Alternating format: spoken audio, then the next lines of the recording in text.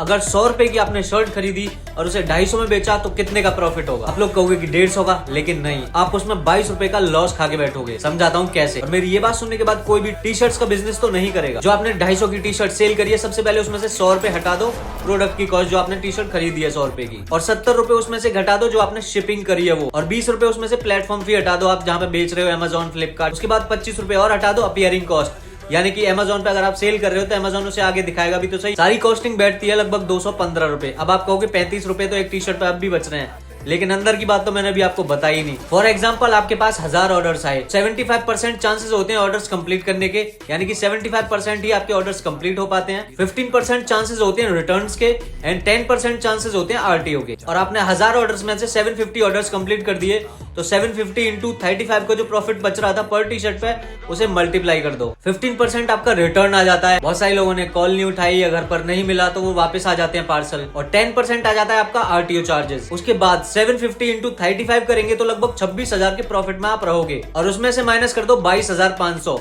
ये आपकी वो कॉस्ट है जो आपका कपड़ा रिटर्न आया तो वापस आने का भी तो चार्ज लगेगा। और आपके पास जो 2-4 हजार रुपए बचे हैं वो आपकी कॉस्टिंग में, आपके सीए में, और आपने जो एक लड़का रख रखा है इन्वेंट्री को देखने के लिए, उसमें चले जाएंगे।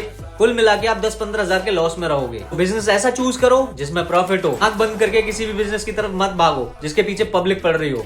सो वीडियो पसंद आए तो लाइक कर देना, साथ साथ फॉलो करके जरूर जाना।